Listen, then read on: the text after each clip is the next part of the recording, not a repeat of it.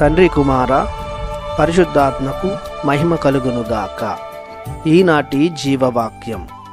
ఆయనను విశ్వసించు ప్రతివాడు నిత్య జీవము పొందుటకు అట్లే మనుష్య కుమారుడు ఎత్తబడవలెను. యోహాను శుభవార్త 3వ అధ్యాయము 15వ వచనము.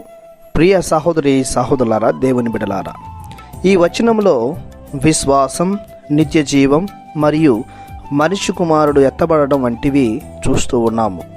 అనగా ఈ లోకం రక్షింపబడాలంటే లేదా ఈ లోక ప్రజలు నిత్య జీవం పొందుకోవాలంటే మనిషి కుమారుడైన యేసుక్రీస్తును విశ్వసించాలి. దేని యందు విశ్వాసముంచినా మనకు రక్షణ లేదు. ఎవరిని ఆశ్రయించినా నిత్య జీవము ఉండదు.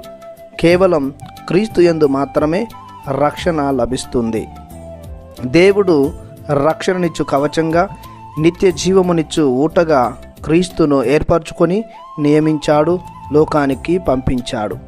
కావున సర్వ మానవాళి క్రీస్తు దేవుని పుత్రుడని, దేవుని చిత్తాన్ని నెరవేర్చ దివిని వీడి భువికి వేంచేసి వచ్చాడని, ఆయనే దేవుని చెంతకు మార్గమని, క్రీస్తే దేవుని ముఖకాంతి అని, ఆయన బోధనలు నిత్య సత్యమని విశ్వసించాలి.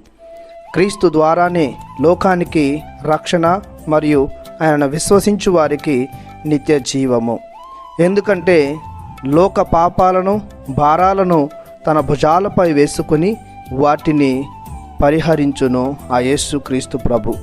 మన నిందలను, అవమానాలను తనపై వేసుకొని మన శిక్షలను, మరణాన్ని తాను కల్వరి శిలువలో అనుభవించాడు యేసుక్రీస్తు ప్రభువు. కల్వరి గిరిలో సజీవ యాగముగా, నిష్కలంక బలిగా దేవునికి తనను తానుగా అర్పించుకున్నాడు క్రీస్తు ప్రభువు.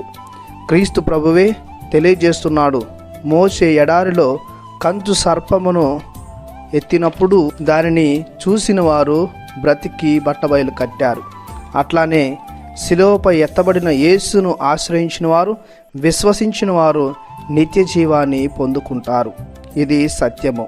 అందుకనే ప్రతి ఒక్కరూ మనిషి కుమారుడైన క్రీస్తు యందు అపార విశ్వాసాన్ని కనపరచాలి.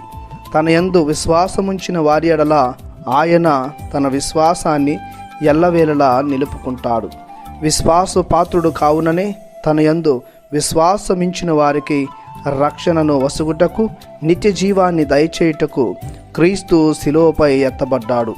కావున క్రైస్తవులమైన మనం ఎల్లవేళలా విశ్వాస వీరులముగా జీవించుదాం. ప్రార్థించుదము. మా ప్రియ యేసువా, మేము పాపాల నుండి రక్షింపబడాలని, నిత్య జీవాన్ని పొందుకోవాలని భావించి తండ్రి చిత్తాన్ని మన్నించి మాకై శిలువలో మరణించారు. మీకు మా వందనం, మీకు మా స్తోత్రం. ఈ లోకములో ఇంకా ఎంతోమంది మీరు దేవుని కుమారుడు అని విశ్వసించక నశించిపోతున్నారు. అలాంటి వారిపై కరుణ చూపి వారిని ప్రేరేపించి మీ యందు విశ్వాసం అలవర్చుకుని భాగ్యాన్ని దయచేయమని మీ పరిశుద్ధ నామములో ఈ మనవి చేయుచున్నాము. ఆమెన్. దేవుడు మిమ్ము దీవించునుగాక. ఆమెన్.